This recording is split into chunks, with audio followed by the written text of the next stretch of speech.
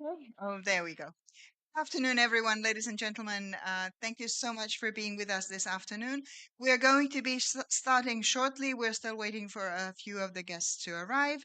Whoever needs French interpretation, feel free to get a headset at the back of the room, and we'll be with you shortly. Thank you.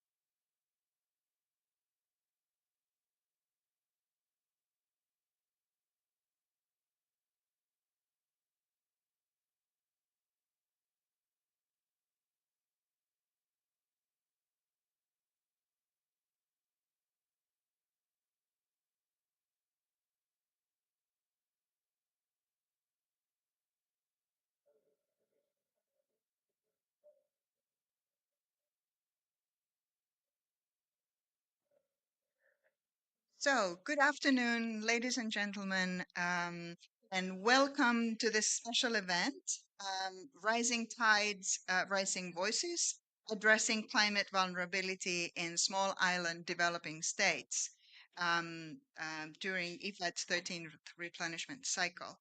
My name is Satu Santala. It's my great honor to be moderating today's event. I'm Associate Vice President for External Relations and Governance at IFAD.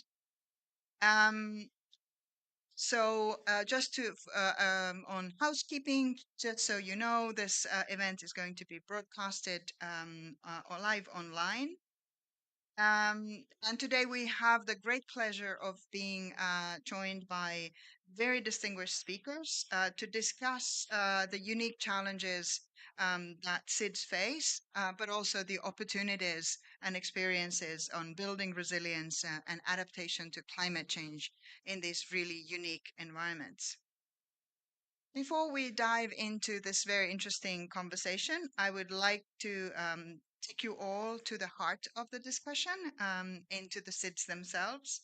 We will see a short video about IFAD's engagements in Tonga, where we'll get a glimpse of the vibrant life and unique challenges and the beauty of these islands. So let's watch this video. The island of Ewa in Tonga may look idyllic from the air, but on the ground, the local communities are struggling to cope with high unemployment, spiraling obesity rates, and climate change. To try to tackle the problem, some of the islanders are learning the traditional craft of canoe carving. Not only does it help the environment, but it also gives much needed employment to young islanders and gives them a cheap and easy way to catch their own fish. Small scale fishing and selling locally is a key source of revenue for many Tongan households. But the increase in ocean temperatures and salinity levels due to the changing climate, plus the proliferation of fishing motorboats in recent years, has caused widespread damage to coral reefs. As well as being much cheaper and easier to use, the canoes cause much less damage to the reefs and are helping to increase marine biodiversity.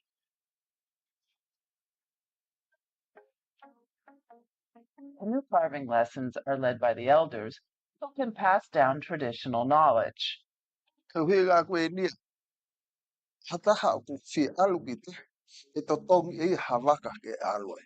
Ta koe ko heka pegi he ba fohe ba i pong pong ke malo he sino pe a heka leo te Courses are run by the Mordi Tonga Trust and are funded by the International Fund for Agricultural Development, or IFAD, and the Tongan government. The project also aims to give food security and generate additional income for families living there. Au te ano lai. Na I ka mon leo me tau kai mea. Tokon mea pa miri. Mure pe pa miri. Me tokon he kai mi o se.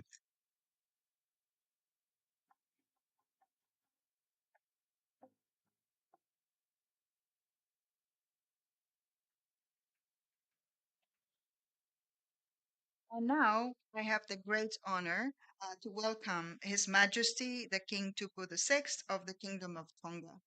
His Majesty, thank you for your participation today and to provide us some special remarks. May I invite you, His Majesty, to come to the podium.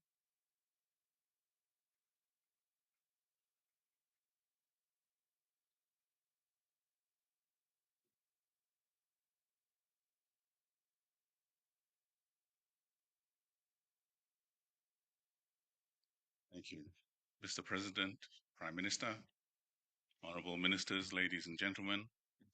Thank you for the kind invitation to join you today. I'm pleased to extend my appreciation to IFAD for arranging this critical side event. It's well known that the Pacific islands, such as Tonga, like so many other SIDS, face unique and particular challenges in the face of climate change. Today's gathering continues to shed light on the challenging issues and amplifies the clarion call for urgent support and attention of the global community. My kingdom, nestled in the Pacific region, is a collection of many islands comprising vibrant communities that rely heavily on agriculture and fisheries for their livelihoods and food security.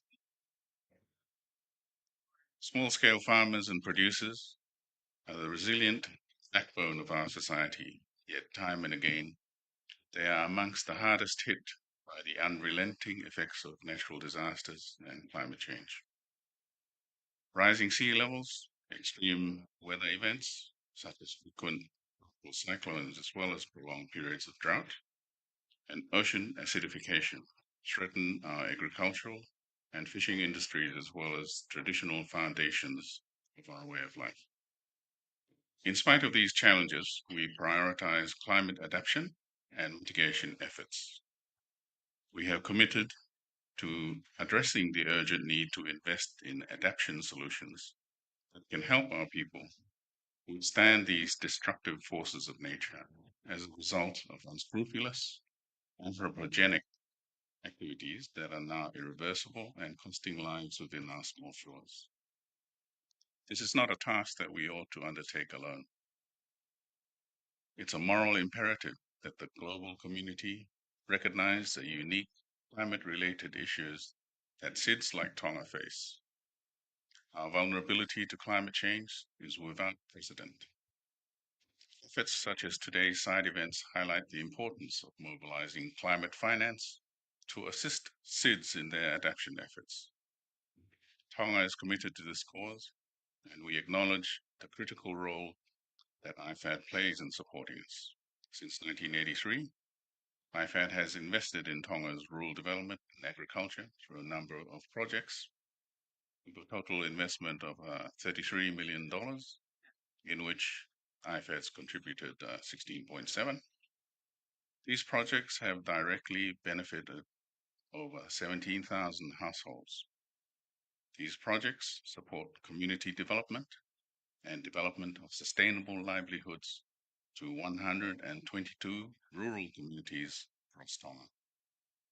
We are pleased for IFAD's ongoing commitment to making a difference in the lives of our people, and we believe that IFAD 13 offers a tremendous opportunity to scale up financing for those most in need, contributing to the Agenda 2030 and the Paris goals.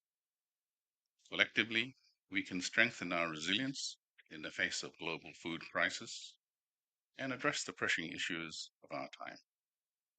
So, in closing, I thank IFAD and those like-minded at today's event who are committed to actively supporting small island developing states in their climate adaptation efforts. Challenges we face are great, yet so are the opportunities before us. Let us stand together, united in purpose, as we navigate course towards a brighter, resilient, and more sustainable future. I thank you.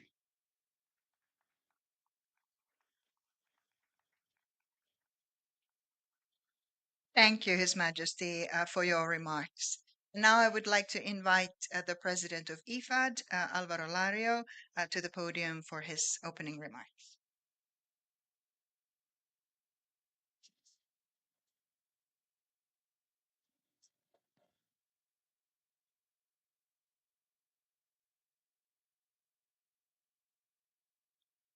Good afternoon, Your Majesty, Excellencies, esteemed colleagues and friends. Thank you for joining this very important discussion. As His Majesty just has pointed out, small state islands are often overlooked in the global climate discussion, yet they are suffering currently a disproportionate burden of many of the effects. Some of the challenges are very well known, relate to food insecurity, food imports, rural economies, and this is where I think IFAD can really support, as well as on access to markets. However, many of these small state islands, the irony, as many of you know, is that they have contributed very little to the current climate change effects, less than 1%. The situation is urgent, and we really need to find vehicles and ways of really supporting many of these states in the current challenge. For us, this means having a specific strategy that we launched last year vis-a-vis small state islands, and which focuses very much on rural economies and rural people.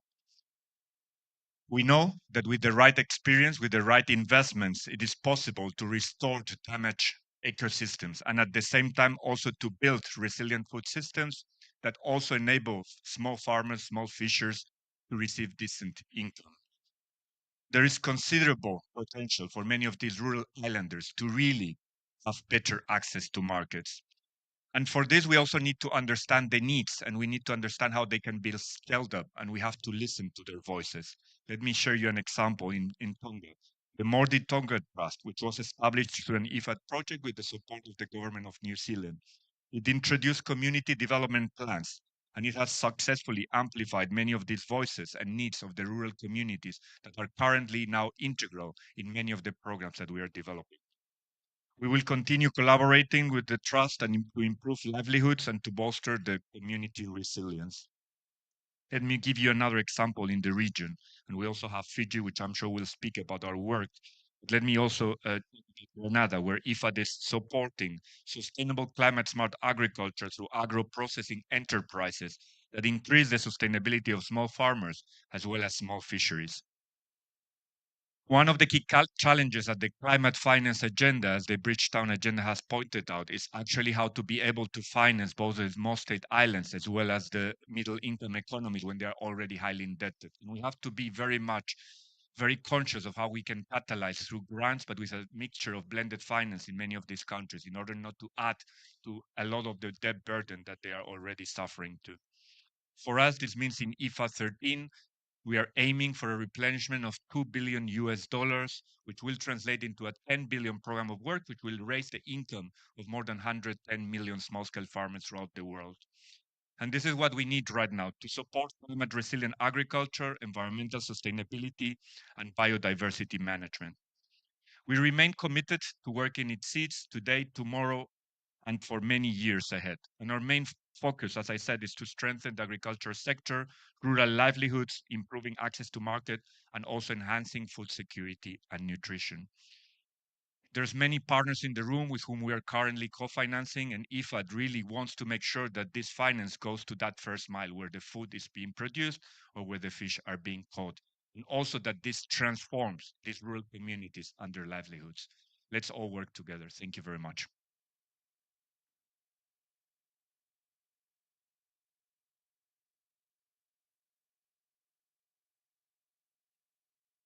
Thank you, Mr. President.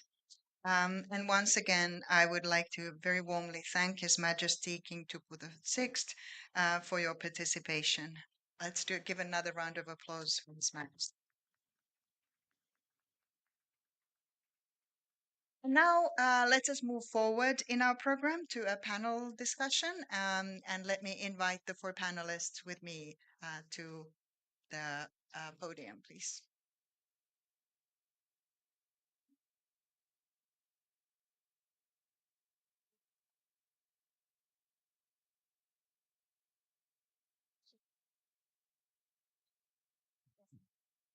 Wonderful. We have such an interesting panel here. Let me just make sure that the mic is being heard. Yes. Very good. So, I would like to introduce our panel. We will start with His Excellency Gilberto Correa Carvalho Silva. Hope I got that almost right. The Minister of Environment and Agriculture of Capo Verde. Welcome. Also, Her Excellency Minister Anne Beate Tvinnereim, Minister for International Development of Norway. Welcome. Honorable Sakusa Tubuna, who's Assistant Minister of Prime Minister's Office, Environment, Climate Change, Foreign Affairs, and Civil Service of Fiji. And then, last but not least, Ms. Lou Hunt, who's Manager for International Development International Environment at the Ministry for Primary Industries, and the Ambassador for Climate, who was in our original program, has been called or held up in the climate negotiations and sent her regrets. But thank you for being there on the panel. So we will start with you, Minister, Minister Silva. and we'll hear from you on the challenges and experiences that you have, particularly in partnership with IFAD. Over to you, Minister. Thank you very much, His Majesty, Prime Minister, Ministers, President of IFAD. Ladies and gentlemen, dear friends, good afternoon. First, I would like to congratulate IFAD for organizing this side event and to thank for inviting me here. By having very specific features such as small landmass, small population, geographical isolation, special dispersion, fragile ecosystems, and economies based on limited and poorly diversified resources, seeds are very vulnerable to human pressures, extreme natural events, and external shocks. Cabo Verde is located in the Sahara region, where the average annual rainfall is around 250 millimeters. Due to the effects of climate change, droughts are becoming increasingly frequent. We face a severe lack of fresh water. So, if global warming continues at the current rate, sea levels will rise by almost 2 meters, which will affect more than 60% of our population in coastal areas. Groundwater will be contaminated. Climate aridity will increase as rainfall will decrease by 10%. Soil erosion and degradation of ecosystems will accelerate. Despite these vulnerabilities, for the government of Cape Verde, the transformation of agriculture and its adaptation and resilience is one of the country's priorities. Small scale family farming contributes to about 8% of our country's GDP and has potential for growth, especially in the fields of horticulture, fruit growing, and livestock, through the valorization of products in the tourism market, which is the main pillar of our economy. In this hard endeavor, IFAD has been an important partner for Cape Verde in the fight against poverty, adapt agriculture, and strengthen the resilience of food systems. As example, in recent years, more than $37 million employed in rural socioeconomic opportunities program POSET on 7 of 9 inhabited islands. It has contributed to a greater crop production and families' income, access to finance of family-based micro projects facilitated, a hydro-agricultural management model implemented, more water for irrigation mobilized, modern drip irrigation systems installed, new agricultural perimeters created, mainly involving women and young people, renewable energy production units associated with water mobilization and distribution, reinforcing the energy water nexus. Agricultural and livestock practices were improved. Ladies and gentlemen, to adapt and to strengthen the resilience of agriculture, the government wishes to continue its cooperation with IFAD along these lines, mobilize more water for irrigation, and diversify its sources. Due to the droughts, we need and we are starting to desalinate seawater and safely reuse treated wastewater in agriculture. Maximize the installation of micro irrigation systems and maximize the use of renewable energies, especially photovoltaic plants, in desalination, pumping, and water distribution systems to reduce irrigation costs. Strengthen research and development and technological innovation and encourage the development of value chains of products, mainly fruits and vegetables, coffee, wine, goat, cheese, meat, and eggs, in their certification, especially for local and tourist markets. Thank you for your attention. Thank you very much. Thank you for highlighting the special challenges, but also the experience of working together with IFAD and some of your ambitions going forward. Now moving forward to Minister Tvinnereim of Norway. We know that Norway is a very strong supporter of the SIDS, but also a very strong supporter of IFAD. So it would be great to hear from you a little bit how Norway supports the SIDS and how you work together, especially on the climate challenge, and any good practices you would like to share with us. Thank you so much, Your Majesty, President, dear friends. It's really nice to be here. Thank you for inviting me, and I also want to take the opportunity to thank IFAD for the amazing work you do to reach, the most vulnerable countries, remote countries, and populations that are not that easily accessed, because the fact is that not all organizations do. So I applaud the work that you are doing. Um, and 3 weeks ago, I took part in I visited the PIP Leaders Forum in the Pacific Islands Forum's Leaders Meeting, an annual event. And it was a very um, useful, but mostly very personal experience for me, because I must say that the SIDS have been very, very good at uh, telling your story, getting the message through at the COPs this year, last year, the year before, in the UN, other UN forums. You have done an amazing job to get your message across. But it was a very personal experience for me to sit in and listen to the Pacific leaders talking to each other and getting the first-hand accounts on where where the shoe is really hitting hard. And I wanted to say that because we need to talk more to each other to really share the experiences, because we all know, Norway knows, all Western countries know that the SIDS are extremely vulnerable to climate change, that you are the first affected, the most severely affected. We also know we need to tackle this climate challenge together as a global community, but we still need to walk it.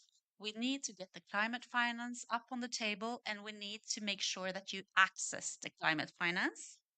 Um, the 100 billion promised by OECD countries, we are not yet there. And let me also emphasize that the message from the SIDS and other vulnerable developing countries that it's difficult to access the climate finance that has been put on the table is very difficult. And we are trying to push in any forum where we have any influence to make sure that it becomes more accessible, and that also small projects are more integrated in the portfolios of climate funds and climate funding. Norway is scaling up our support for climate finance. We have already delivered on our pledge to double our climate finance, and we are working now to deliver on our pledge of tripling our climate adaptation finance. And let me also underline that we hear the message loud and clear. Mitigation is extremely important, but adaptation cannot be the poor cousin of climate finance. Just a few words on ocean management, because Norway is a big ocean country. We share that with many cities. We live off the ocean and on the ocean, and we need to manage the ocean in a more sustainable manner. A study was commissioned by the Ocean Panel not that long ago. Was it last year? I'm looking at my colleagues. When was it, Georg? This year. And it shows that ocean-based climate solutions that are ready for action now would reduce the emissions gap by up to 35% on a 1.5 degrees pathway in 2050. Oh, that became very complicated, didn't it? But the fact is that we have technologies and measures ready out there. It's in the toolbox. We can implement it, and it's a massive contribution to climate action. So accelerating ocean climate action in a wide range of sectors is really important, and we can do it in the SIDS. We can do it in Norway, and it's a contribution to our global commitment. Norway is co-chair of the high-level panel for a sustainable ocean economy together with Palau. We have committed in the panel to manage 100% of our ocean area under national jurisdiction by 2025. That's a relay that I hope all ocean countries will take part in. The vehicle to achieve that is to put forward a sustainable ocean plan. Norway will present ours next year. And we all know that nature-based solutions for climate can provide genuine win-win opportunities, not only for the environment, also for food security. Norway has one of the world's longest coastlines. We have lots of experience with sustainable management of fisheries, of aquatic foods, and we all know, at least in this room, we all know that the future solutions for food security, marine protein, and for the environment and climate comes from the ocean. So let's put that message across together, share experience, and help each other. Thank you. Thank you, Minister Tvinnereimen, and thank you for your leadership on adaptation finance, and thank you for also raising the very important ocean climate action agenda. And now we'll move forward to Honorable Assistant Minister Tubuna from Fiji. We would really love to hear also the special circumstances and challenges that you're facing in your region and your experiences of working with IFAD, which some of us know is a long experience. But over to you, Minister. Thank you very much, Your Excellency, being the sixth Prime Minister from Tonga, the President of IFAD, Mr. Alvaro, Excellencies, ladies and gentlemen. It's a pleasure to be here, and I would like to thank IFAD for the invitation extended to me and this side event. I was quite pleased with another video that was shown beforehand on the island of Eua, and I'm glad that His Excellency highlighted the history of the IFAD funding in Tonga, the project, and I was quite privileged when I was working with IFAD. We designed the project, the MODI in phase 1 in 2011, and now it's in phase 2. And everywhere I go in the Pacific, I always say that MODI is the most successful IFAD project in the Pacific. Being the projects in Fiji, in Tonga and Samoa, and the other countries. And since coming into politics, I have called my friend Mr. Noswani Patol. I think you have to come to Fiji. Come and teach the Fijians how on projects. So I'm glad that Excellency King Kipo is here. And South Tongan, you should be proud of MODI. It's the most successful project. And, when I'm in Fiji, there's a lot of funds there. I said, oh, you guys, Tongans, we can beat them in rugby, but we can't beat them in farming. Thank you for this opportunity. I'm glad to be here. And one of the things that was done by the former government in Fiji was they have Climate Change Act, which looks at how best that they're going to legislate in terms of addressing climate change. And it's there. And also they are looking at in terms of in all the projects that we need to have on board to address climate change in all the sectors of government, in agriculture and in public works. So they were able to do that. And of course, a plan has been done to try to address those issues. I think that has been highlighted also by the young minister from Cape Verde. And of course, I would like to thank IFAD also for the assistance that has been provided to Fiji in the past. And in terms of climate change, there was a project that was funded just recently, 2021, after the onslaught of COVID-19, the virus.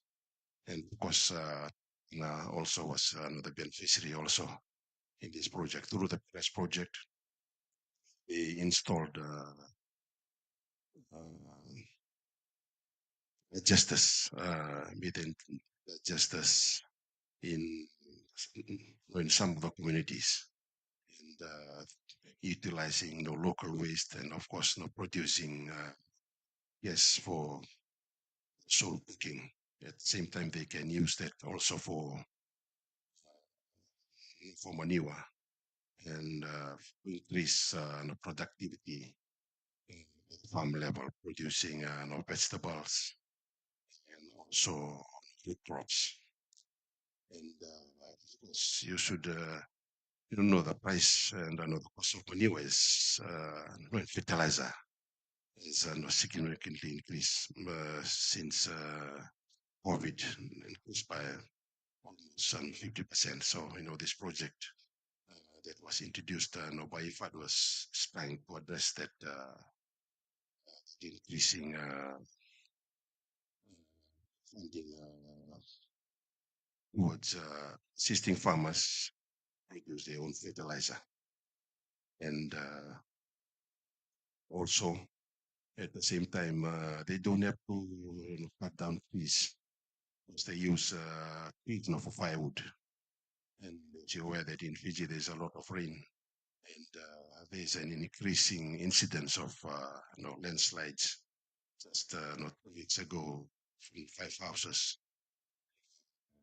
affected because of increasing slides and because of people cutting down trees.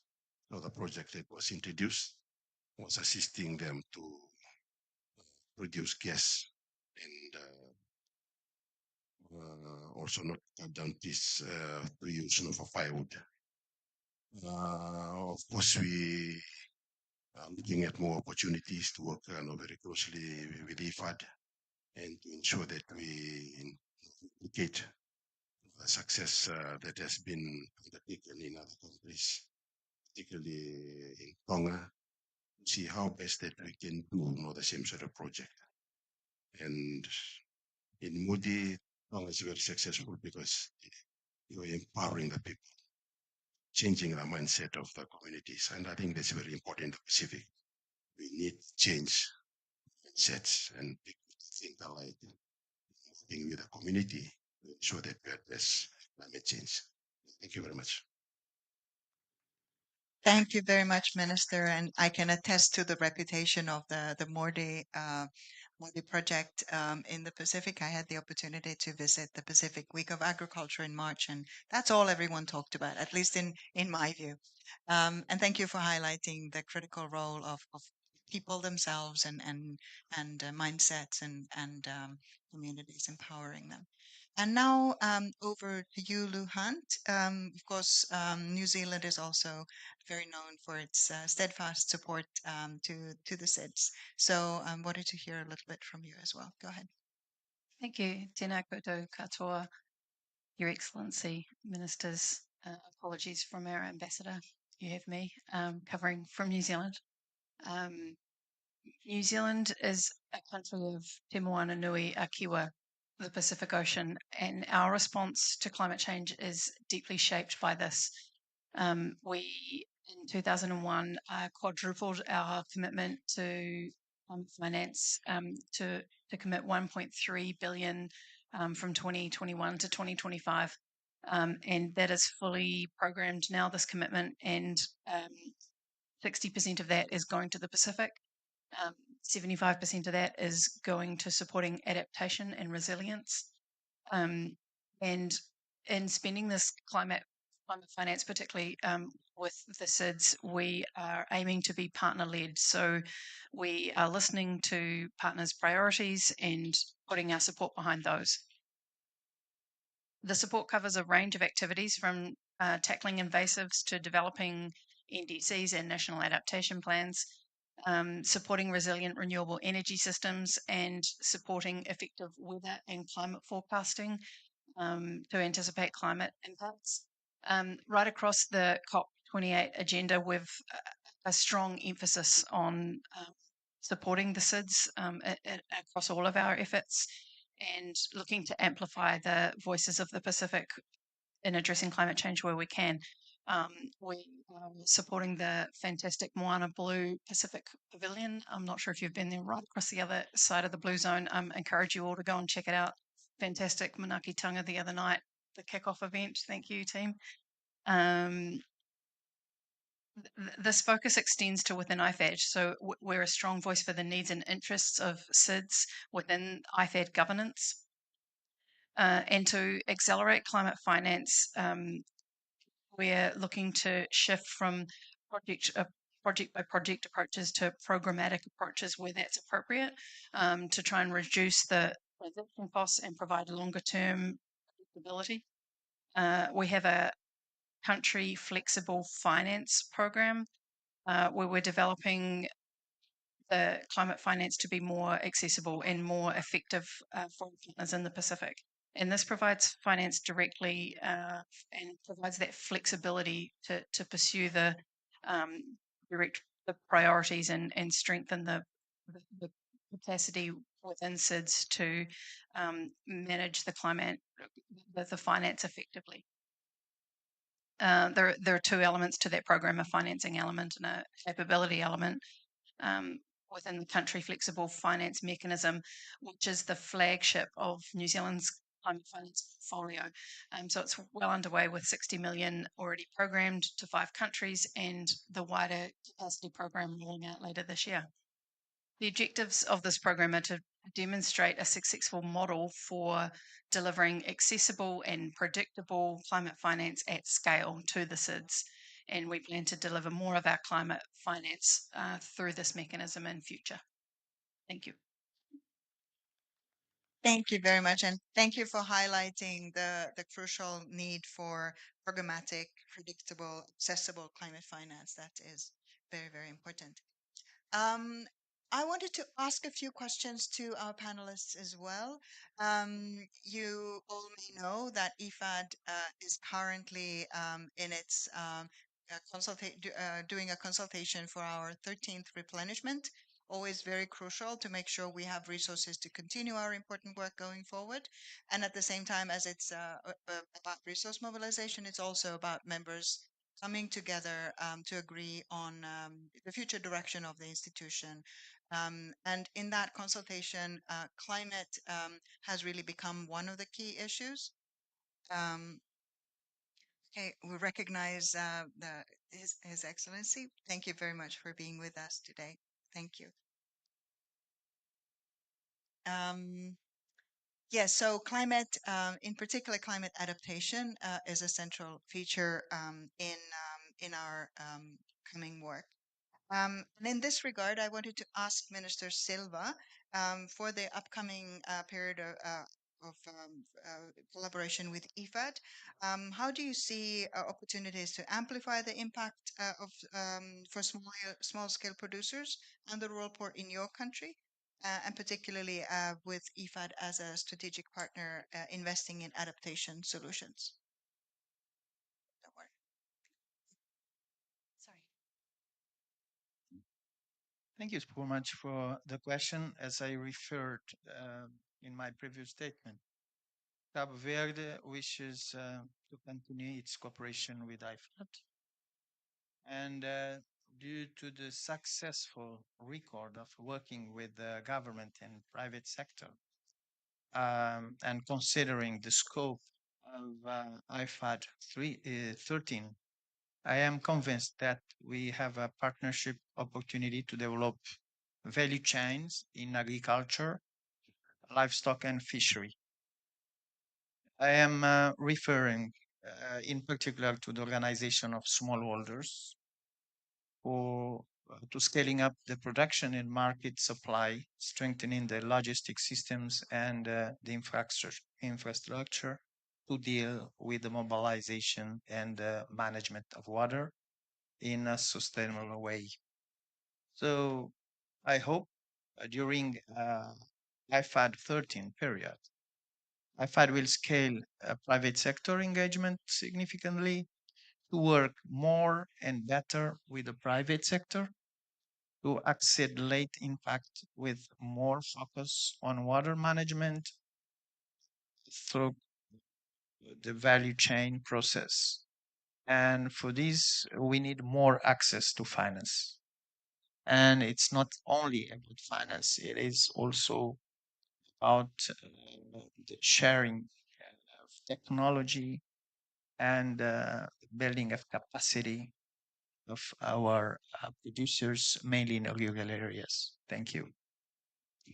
Thank you very much, Minister, and thank you for highlighting the need to work closely with the private sector, and I can confirm that's indeed in the cards for IFAD 13, as well as the role of water value chains and capacity building and technology. Then over to you, Minister Tvinnereim. Um, uh, for the upcoming IFAD 13 period, how do you envision the promotion of climate smart agriculture practices to enhance food security among vulnerable communities? And what expectations do you have for IFAD in this regard? That was a tiny question. I know. Well, we need IFAD's outreach and expertise to change the climate, the food systems of the world. And I'm so happy that food systems have been put at the core of this COP. It has its own day. We really are putting, these dilemmas on the climate agenda, but we need your expertise and outreach to make it happen. And I from my perspective, food security starts with the small scale farmers. So we need the organizations that actually reach them. And so my appeal to IFAD is to listen very closely to my colleagues at each side to actually hit the core of our partners' needs. And then as a donor, may I also say that it's not going to be easier to find finance. It is challenging because there are so many challenges out there. So we need to work smarter, and we need more partnerships. And I'm really hoping that the IFAD expertise can be it can be provided to other organizations as well that need your knowledge on climate adaptation in food production to put it to use also through other organizations. So more partnership. That is my hope. Thank you. Thank you. And thank you for your answer. Of course, I asked you the wrong question, so that's why maybe it was a bit long. Anyway, but you answered. Exactly. You said exactly what you wanted to say, but absolutely, really wanted to echo your call to work with the smallholders and to work smarter and the role of partnerships. These are all really important to IFAD. And at this stage, I also really wanted to recognize your leadership in mobilizing for IFAD 13. And Norway has already announced an early pledge, a very significant increase to $90 million for the IFAD 13 period. So thank you so much for that. Yes, that deserves a round of applause. So then, actually, we are going to Minister Tubuna, and I wanted to ask you, what, how do you envision in the coming period the promotion of climate smart agriculture practices, and what are your expectations to IFAD in this regard? Thank you. For IFAD 13, we will be mobilizing international financing to assist towards agriculture and rural development. And of course, we will be looking also to IFAD to also assist in the formulation of a project for agriculture and rural development. And we are looking forward for that sort of support that will be coming from IFAD. And secondly, we are also trying to take advantage of the opportunities that are out there through Jeff 8, following the ministers meeting. We have approached IFAD if we can, all the funds are to be just together to fund one sustainable agriculture project, looking at developing good production practices, agriculture practices farmers that are moving out from the sugar industry. And of course, we are looking also at other partners, particularly from New Zealand, who are here this afternoon. We are targeting perhaps maybe 60 million, 10 million from through Jeff 8, so trying to mobilize funding from other sources. As you aware that the sugar industry is not going on well, and we expect it to be rationalized to a more economic size, so that government does not continue to subsidize the industry. And of course, as you're aware that we receive quite a lot of remittance.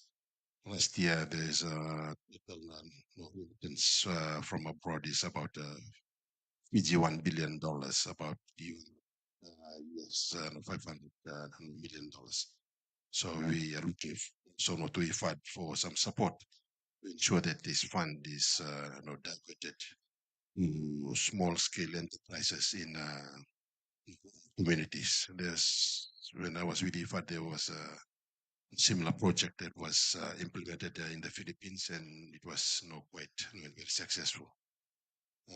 And those are the sort of things that we are looking at. And of course, for IFAD 13, Fiji is going to, that's about US $100,000. Thank you. That deserves a round of applause.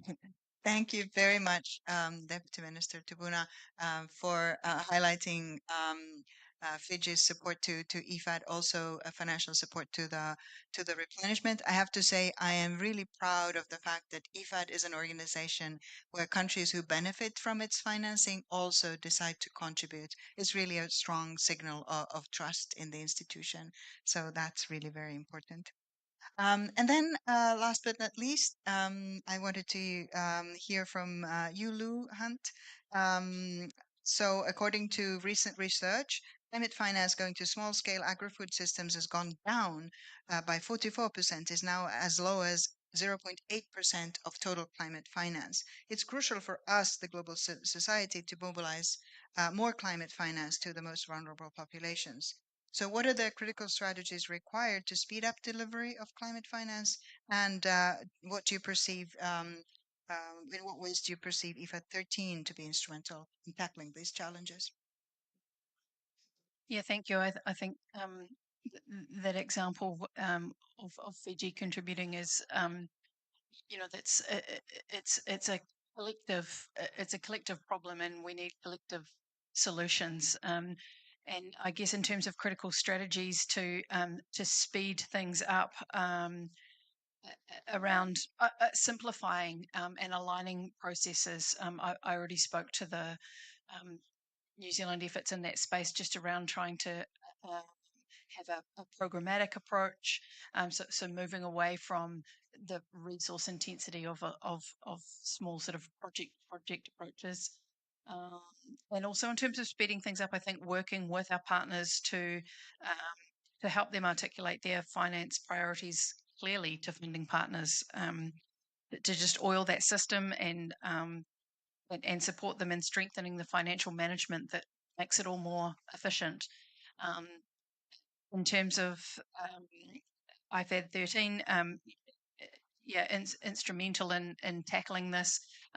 We've worked on. We're really pleased with the engagement strategy that we worked on with for engaging with SIDS, and there are specific actions in there that are prioritised, and I think the work of IFAD 13 to build on those priorities and the action areas around improving in-country presence and around policy engagement. In terms of the next cycle, I think that those investments that help drive sustainable, nutrition sensitive and inclusive food systems, those that improve market access solutions both within and outside of the SIDS. These are the actions that that build to tackle the challenges of climate change. Thank you very much. Those are very, very important points. At this point, I have to first of all correct myself. I failed to recognize the important pledge for IFAD 13, also from Cabo Verde. I believe it's a 50% increase, which also deserves a round of applause, I think. We are headed to our actual pledging conference in the middle of December in Paris. So we, of course, look forward to more strong support coming from other countries at that point. So I would like to thank our panelists very warmly for being there today and for your really active engagement. I need to check with my colleagues. I think we're coming to the end of our time, so we won't really have time for a round of questions. Not really. Yes. So sorry about that, but I think it's been a really, really interesting conversation today. All the way from His Majesty the King to the IFAD president and our panelists, we've heard about the very special challenges that SIDS are facing, in particular vis-a-vis our changing climate. On the other hand, we've heard about good experiences and opportunities to tackle these challenges and how we all need to work together and the expectations you have for IFAD going forward. And of course, we've heard really strong appreciation and support for the work that IFAD does. So that's been really heartwarming. Without further ado, I would really like to thank you all for being there today, and we'll continue the work together going forward. Thank you very much.